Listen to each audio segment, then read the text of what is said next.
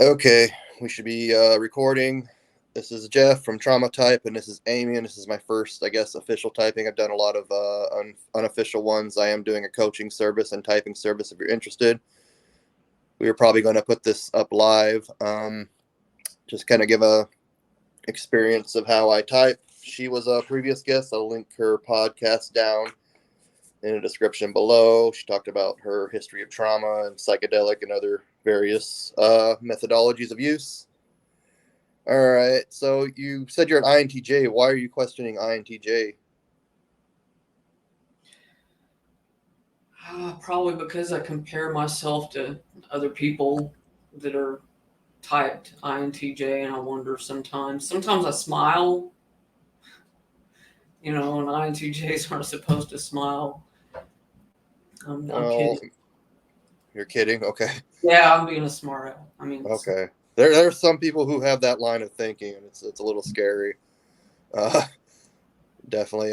We smile time to time for sure, especially ones that learn the value that smiling is important. Um. Okay. So what other types are you speculating? Well, I've been typed as both INTJ and ISTJ. Um, on Socionics, I get INTP, I think ILI or Mm-hmm. ILE, I can't remember which one. And then, there's always, sometimes I feel like I have FE. I catch myself doing things that seem like they might be, but then I see other people in action that really, my sister and my mom both were Ox FE users, and compared to them, I'm pretty clumsy with it. But, it's possible that I'm like an INFJ or something. Okay. So do you know in socionics the type dichotomy for introversion is actually correct? MBT has it backwards, like INTJs are actually INTPs in We're perceivers. yeah. Yeah. MBTI just kind of completely has it backwards. But you suspect that you might have FE? Not really. I'm leaving my mind open to it. I'm pretty sure I'm an NI Dom, Yeah. but my NE can be pretty good too, especially after I take my medical marijuana. It seems to really show up. Oh yeah. How does it show up for you? I wrote a poem yesterday, a poem about ADHD, as a matter of fact. I dance. Well, dancing's more of an SE thing. Um, I tend to be quicker with my wit when I'm around people after I relax enough, maybe, that I can kind of let that side of me come out. I'm funnier. Um, and my humor tends to be that type of humor that I see from any DOMs. Like my son and my partner are both any DOMs. So I'm Okay. used to doing a lot of that. I thought you said somewhere you're married to an INTJ. That isn't the case then? Or No, just no. My partner's an ENFP. UNFP? Okay. All right. So you think that you do have, so your any kind of matches theirs, where they're just always kind of No, when I, take my medical marijuana, I, yeah. I don't, I'm not like an any dom. They wield that with incredible grace, which I definitely don't have. Okay. Um. So I just kind of have a conversation and type, basically, and kind of see what function you're using and what interaction styles. I'm just gonna take notes as we go. So tell me, I know we had an interview and you told me a little bit about your childhood, but can you tell me a story from your childhood, or like even just in recent past, like you went on a vacation or you went, I don't know, out to family outing or something like that?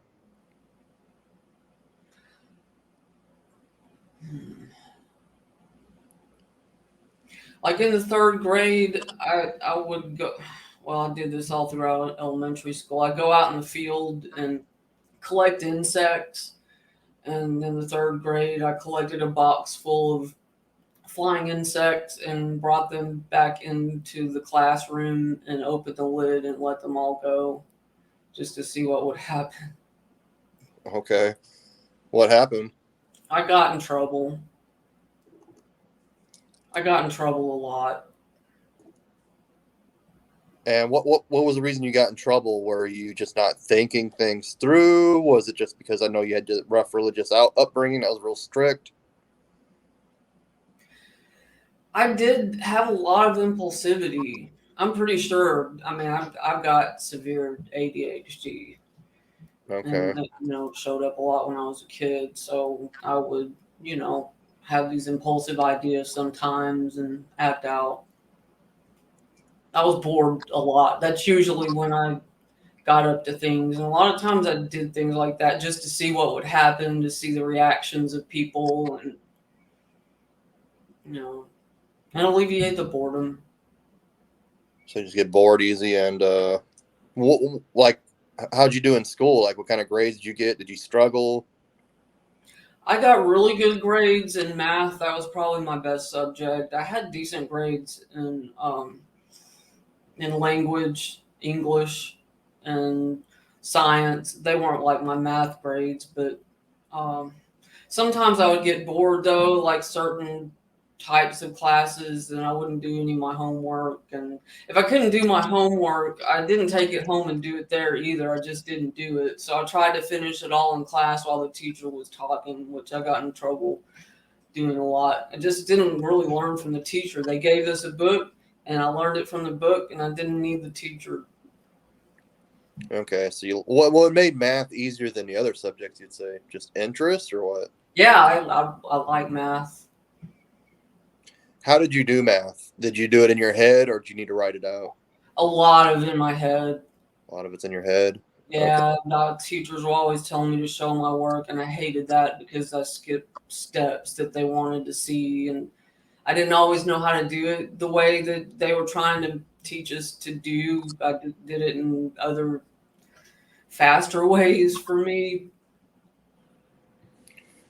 Okay. Faster way. Like they're trying to show you faster ways, but you have your own way. They were just trying to get us to show work. I think that's why they wanted us to go step by step, and I would just skip a lot of the steps sometimes that they wanted to see because I do them in my head. Okay. All right. And what about like what is like your biggest like insecurity? Like what is it, like public speaking maybe, or is it making other people feel bad, like talking? What kind of inhibits you the most, you'd say? My biggest fear is being trapped, like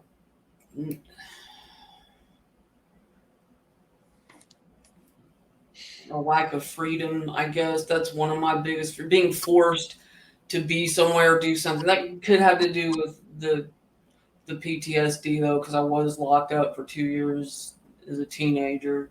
I'm Yeah. also I hate to be seen as incompetent. I work really hard. It's important for me to be the person in my group that knows how to do all the things. And that's, I take pride in that. It makes me feel useful. And when I fail at things that I'm normally good at, I beat myself up a lot and grumble about it. Sometimes Okay. get depressed. All right. Um, what's your relationship with your emotions? I know that, you have a pretty extensive history of trauma, and sometimes we kind of suppress our emotions and they don't always feel validated by people. Is it something that's internal for you, would you say? Yeah, I've always been. I didn't really want other people to know how I was feeling. I feel like that would give other people an advantage over me, like they could use it to hurt me or embarrass me. And I learned not to show emotions. Like I think in the first grade was the last time anybody saw me cry at school. I was so humiliated by breaking down. But What made anger, you break down? My teacher scolded me for for getting mud on my shoes at recess, and I tracked it all over the classroom. I was clueless, and Okay. she scolded me in front of everybody, and it crushed me for some reason. All right. What about your parents? I know you said that they're super religious and strict and all that. What was your relationship like with them?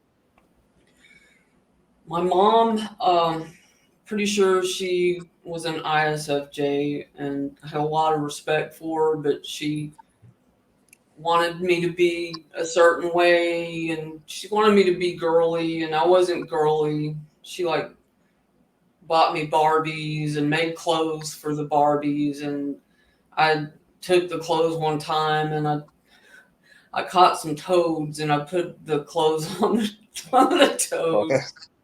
They didn't fit really well. It was hard to get the little legs down in the pants, but yeah, she wanted me to be girly, and I was not girly. I brought in insects in the house. I love insects. I still love insects. I kind of wanted to be an entomologist for a while, but I wanted a pet tarantula. I didn't get a pet tarantula or anything. Okay. What like did you have more problems like daydreaming, or were you more like in the present moment? Like were you always just wanting to do something with your hands? Kind of just needed to be here now, kind of feared the future, feared of thinking. Hmm. I was. I like to think about like space and stuff, and I was kind of into like science fiction subjects. Uh, it's hard to Like, remember exactly what was going on with me. okay, what about now? Like, are you in your head more, or do you need to be out and like just constantly doing things? I had to make myself do stuff a lot. I mean, I exercise regularly and I eat well and all that, but I do these things because, I want to be mobile when I'm older, and I enjoy, you know, being able to breathe well, and, you know, I do those things for a reason. It's a means to an end. This meat suit, I like it to last for a long time because I plan on being around for a while, and but I'm definitely in my head a lot, a In your head lot. a I'd lot. rather just sit and, you know, think about philosophy and psychology and stuff like that, how things work. Okay. Um, how'd you fit in at school? Did you have friends? Were you kind of the outcast? Were you like the class bully, the class clown?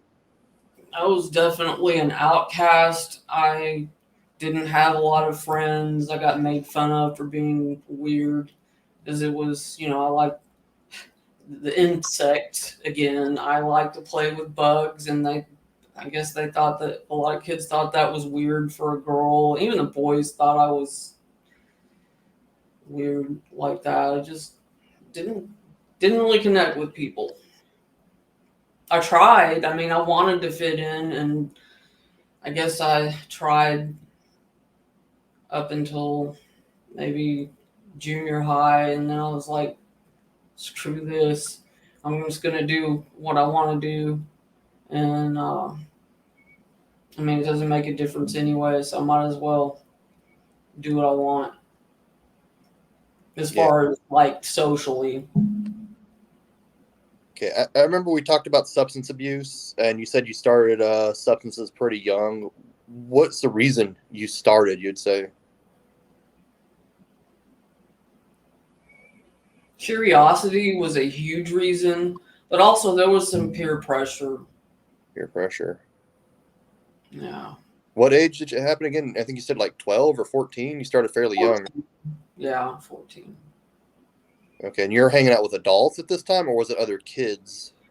at first it was other kids, and the other kids hung out with adults. A lot of the parties that we went to were, there were adults there having the parties, and I'm sure that there was some lying about age going on. The adults didn't know how young we were. I mean, I was able to buy beer when I was 16. I looked older than I was. Okay, you always looked older. Okay. Now, what are some of your hobbies? I know you said you work out and eat right. You said you like sci-fi and stuff. I don't know if you're still into that.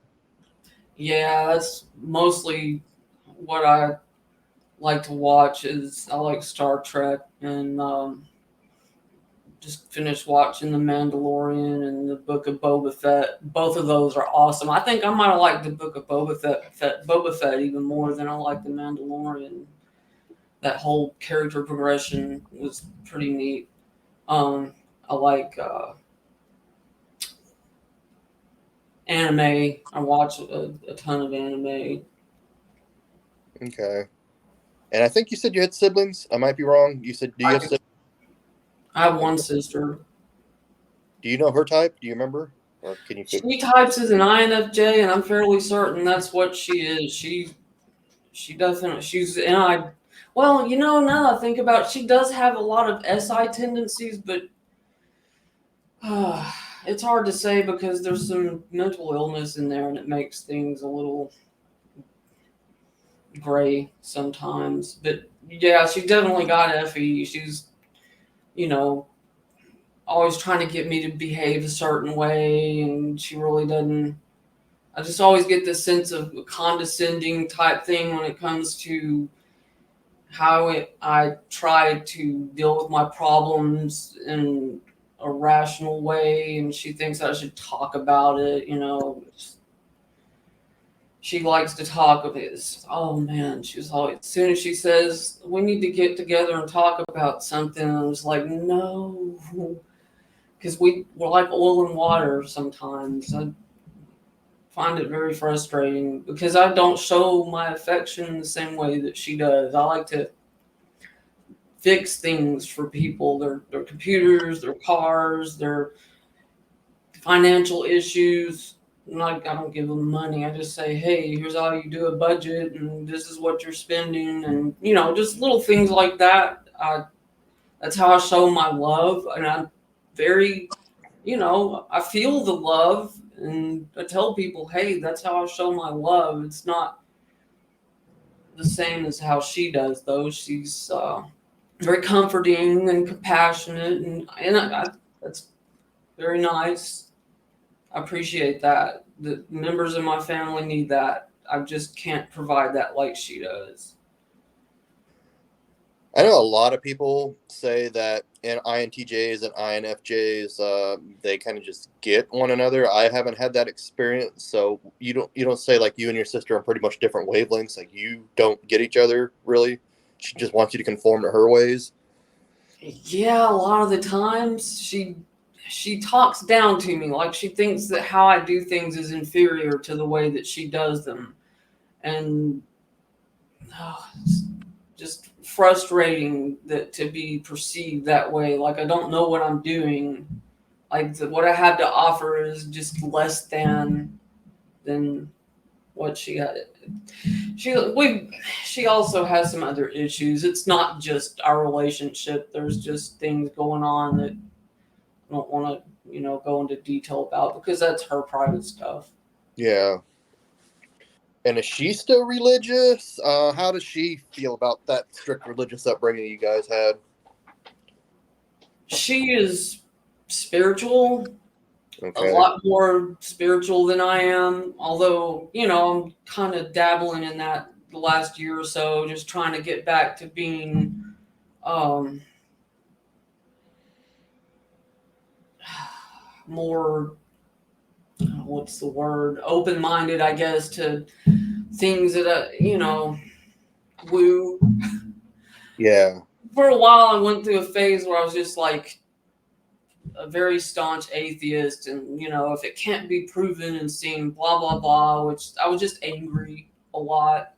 It's that phase that I think a lot of people go through when they figure out that their religion of their upbringing is BS. Mm-hmm. Yeah. Okay. And you said you have a son that you speculate as an ENTP, right? Yeah. How's your relationship with him? We are pretty close. We hang out well before he got his job back. We hung out about every day. We watched anime and stuff together. Usually eat some ramen or something. We're close. He's a good kid.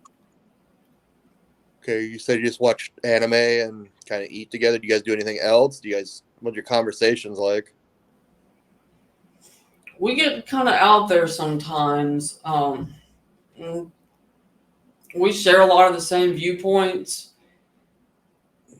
but when we don't, sometimes we'll talk about it and pose differing ideas. And he's very thoughtful. He thinks about what I say, and I think about, because I respect what he has to say. He's usually has his finger on the pulse of current events and stuff. Just for the people at home, my laptop wasn't detecting my microphone or camera, so I really had to improvise here and use my phone. So I apologize.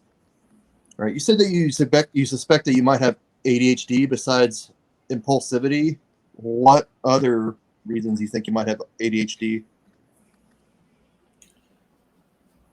I have that difficulty switching tasks. Like, I get hyper focused on what I'm doing, and when something else comes along, I really, really hate that. And it's hard for me to stop at one thing and then move to the next. And sometimes it's difficult for me to give my attention in any one particular direction. Sometimes there's a lot of things going on. There's that pressure, just feeling like I gotta hurry up and do things before I lose track of them. I'm kind Okay. of pretty disorganized. I have a hard time communicating sometimes. Like, my verbal abilities will kind of shut down, and I get very, very frustrated. Very frustrated. Okay. So that is like one form of ADHD. A lot of people have the opposite problem with ADHD. They can't focus on any one thing, and they're just focusing on pretty much everything that comes by you. So, can you give me an example when you get hyper focused on something and don't want to transition to another task? I was talking about the comp T gene, COMT. It has to do with the methylation or metabolism of dopamine and other neurotransmitters. Like, some people have a slow comp T, which Mm-hmm. means they don't process and get rid of the dopamine and estrogen and all that. I know I'm saying this wrong, but it's interesting. There's people that have slow, and there's people that have fast. Fast comp T means that they have low dopamine. Those are a lot of the people that have the classic ADHD, and then you got people that have high dopamine, which is what I've got, and I'm on the other end of that ADHD spectrum. But hyper focus, yeah, for a long time, like, I get hooked on a topic, and I'll be on that topic for months and months. I can hardly think about anything else, and I don't want to about anything else. And I'll watch videos in every waking minute. And when I have to go to bed or go to the bathroom, I get angry, and Mm. that's all I can talk about. Kind of probably more of an autism thing, which that's on my medical records.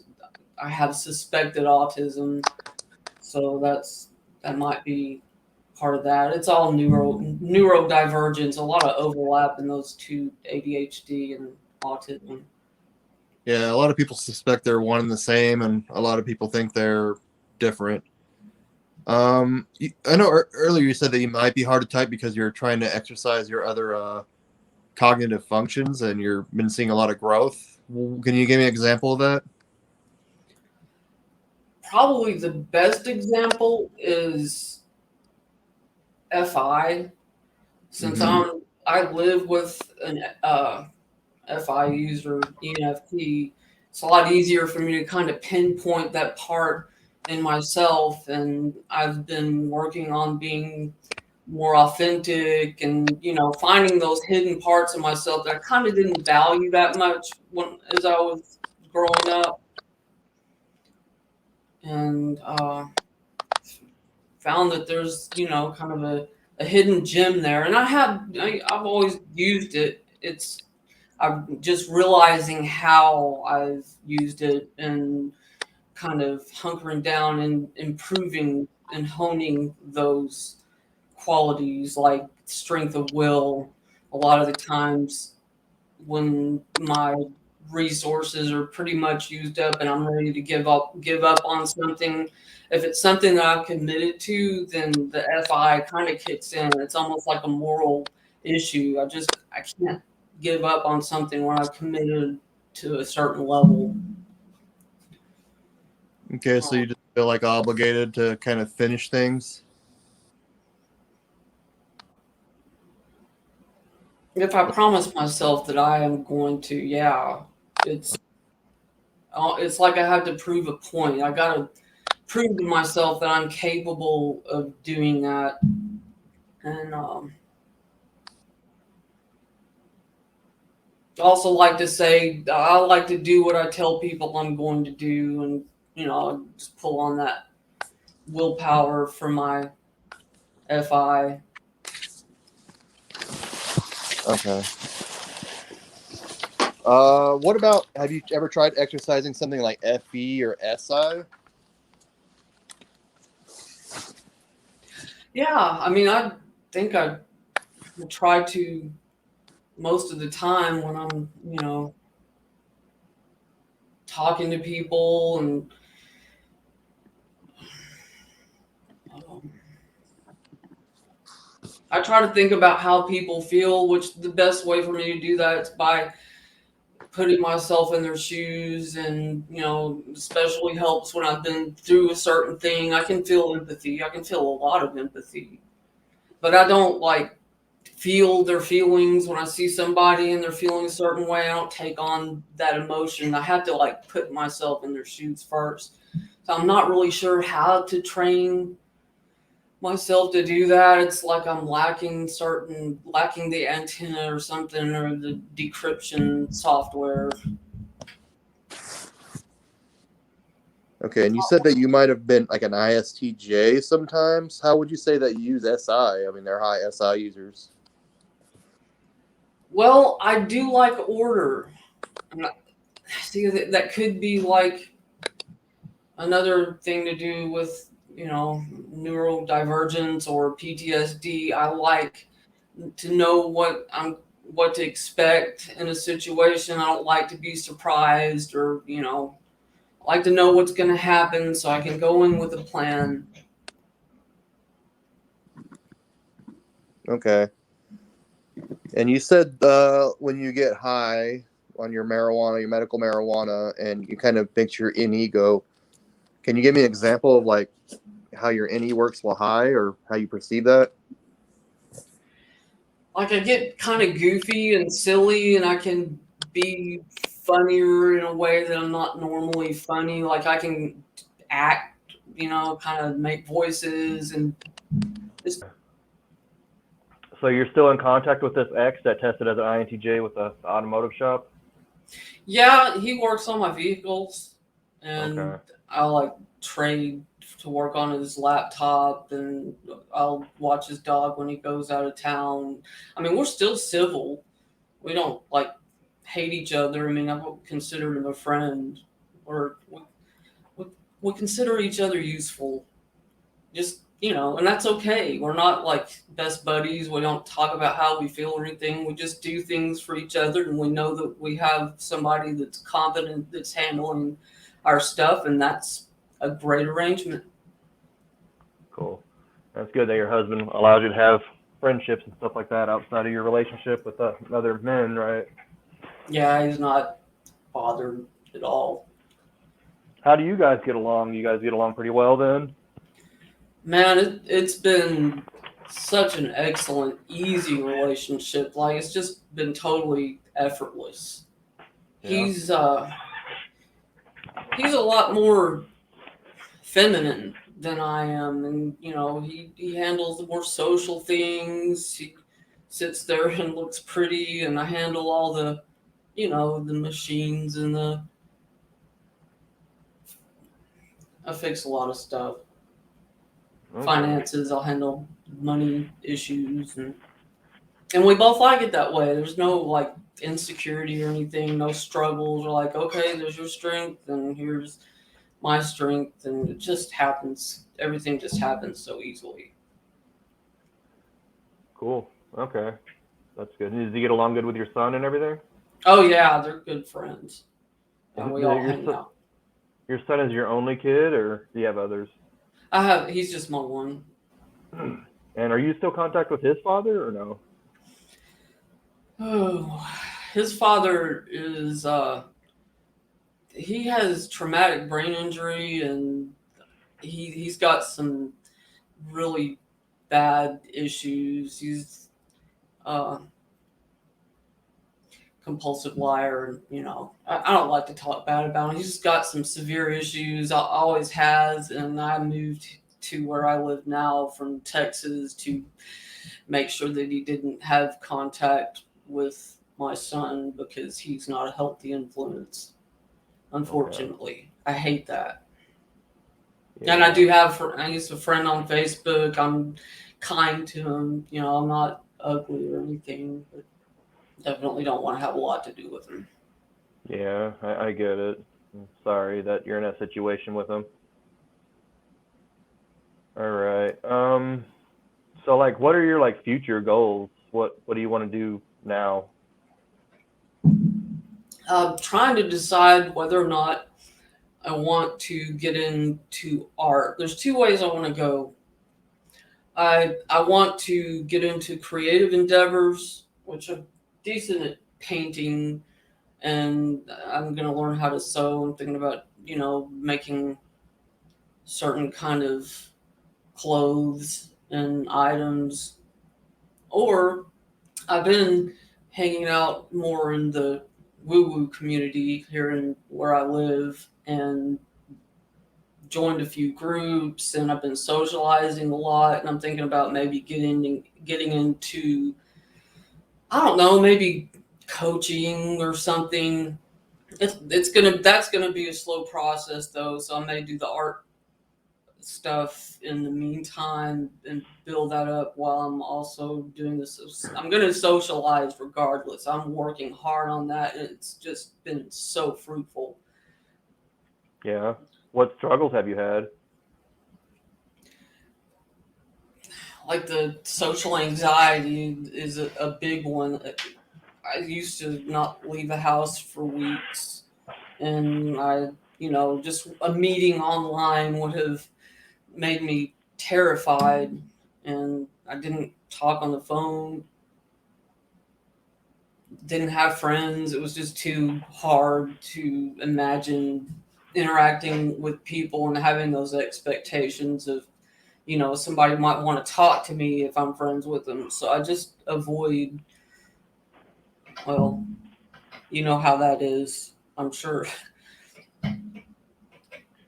Yeah, for sure. What exactly do you fear when you socialize with people? I get so nervous that I forget what I'm going to say, and I get a lot of performance anxiety, like constant. It used to be that I would just freeze up, and my brain would cease to function, and I would just say the stupidest things, which I don't really don't. It's kind of embarrassing because I know I have a very broad vocabulary, but sometimes I get so nervous I can't find the words and just sound like an idiot. I get it. And you said that it's been fruitful, that you've been socializing with these meetups and stuff. How has it been beneficial? Like, what results have you been seeing? like my endurance level has increased a lot. I used to be proud of doing one thing a week, like leaving the house or doing a meeting. Like I'd have to have days to recover after that. But now I like last Friday I scheduled a meeting with a friend and dinner with another person, and then after that uh more hanging out with another friend at the mall, at the freaking mall. That's Uh-huh. like I used to not even drive by it. Not even I didn't want to be in the parking lot or anything. And I went on there a Friday night at the mall. Next day I was pretty much wrecked though. I had to rest all Yeah. day. I was just Okay. And you said woo woo community. What kind of stuff do you talk about? What kind of group is it? um one of the groups that I'm in does a lot of mindfulness practices and meditation and um, learning different ways to communicate. It's not actually a lot of practical knowledge that's very applicable in day to day Mm-hmm. life. The other is like meditation and talking about chakras and subtle energy work and all that. I took a Reiki attunement, although I don't know. I'm probably not good at it because I don't feel anything. I don't know what I'm supposed to be doing, but I figured I'll try it.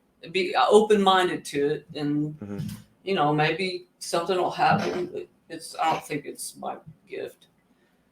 So you've gotten Reiki or you're learning Reiki? I took an attunement. I'm learning it, Oh, or okay. I was. I don't know if I'm going to pursue it any further though. Have you ever had Reiki done to you? Yeah, yeah. I've been curious about it. Has it been beneficial, you'd say? I really don't know. I, the times that I got it, I was kind of close minded to it, kind of like, and probably a lot of it having to do with my sister being the one to get me into it. So I was probably like, you know, close minded. Like I was a lot younger, and I was not, Okay. So it's been a while since you did it. All right. You said yeah, that you get paranoid easier. Can you elaborate more on your paranoia? yeah. Like when all that upheaval was going on politically, like everybody's just, the riots and stuff, the whole thing at the Capitol. I was just imagining the people where I live, because I live in an area with a lot of gun owners, and just they're stirred up and angry and afraid, and I just sometimes worry that they're gonna like see me over here, and I'm kind of you know not like them. I mean, I do, own a gun. I'm not an anti-gun or anything. That's just silly. You live in the United States, likely that you're going to have a gun. It's kind of Mm-hmm. dumb not to live in a rural area like I do, but I don't look like everybody else around here Yeah. so much. I was So you, worried, paranoid that they might, you know, try to, I don't know, harm me and my family. It's really stupid. I mean, it's just sometimes it borders on psychosis, the level of paranoia that I'll get, and it just really doesn't make any sense. I called it my NIFI loop after reading the description of it. I don't know if that's really what that is, but it gets pretty dark. okay. And how do you say your paranoia holds you back? Well, it's time consuming for one, and it's exhausting to just trying to be constantly 10 steps ahead of everybody else, and imagining the horrors. I mean, I'm really good at visualization, and I can visualize like incredible details of bad things happening, and that just in and of itself is a disadvantage. Sometimes it gets to be intrusive. Okay, say we rewind back to when you started going to this like these mindfulness groups and whatever groups you're in, and you're like your first meeting and you went into it. What was your impression on people? What were your thoughts that were racing through your head in like your first meeting or I leading was up to that meeting? Well, my first meeting, I was really nervous, and I didn't really know what to expect.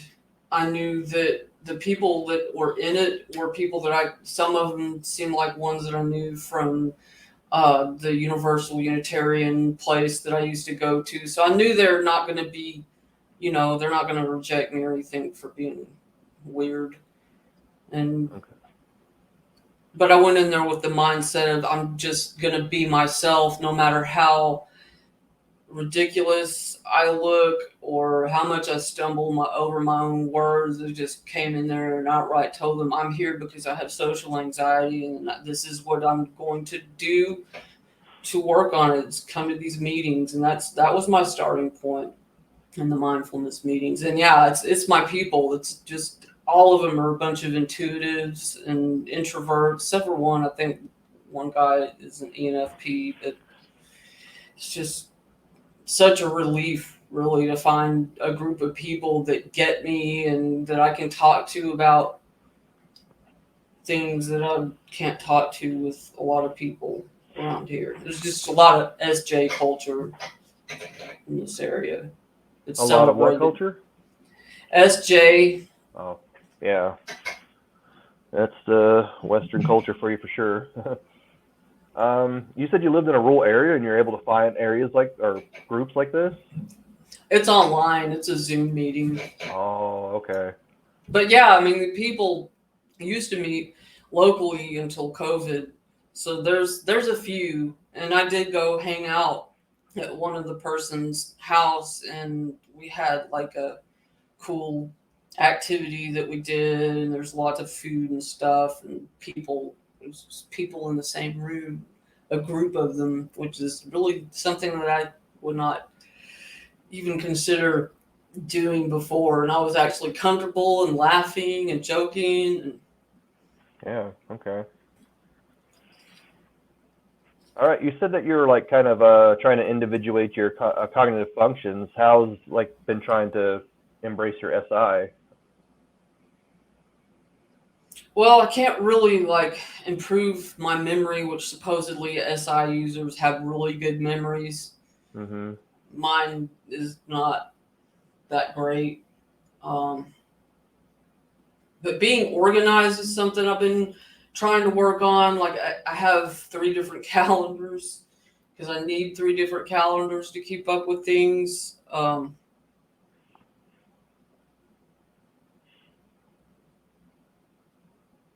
Most of what I do is just simulate. Uh, and really, I've been trying to simulate SI for a long time because both of my parents were SI users. So, and part of me wanted my parents to care about me and love me. And, they were so concrete and I was so out there that I tried to be like them, try to fit in my household more. Yeah. How'd you get along with your sister when you guys were kids? We had a lot of fun and laughed a lot, and sometimes I was kind of mean. I was kind of jealous of her, the attention, because I was an only child for 5 years, and I got used to having everything to myself and not having to share. So I was a selfish little turd. Okay. That's kind of how it was for me. I was 5 years or almost 5 years old. My little sister was born, and it's kind of like, oh, you had a kid too late. Now we're too far apart in age. We can't really get along anyways. Yeah. But pretty sure she's an ISFJ, but yeah, I can get that not fitting in. All right. Do you have any questions for me?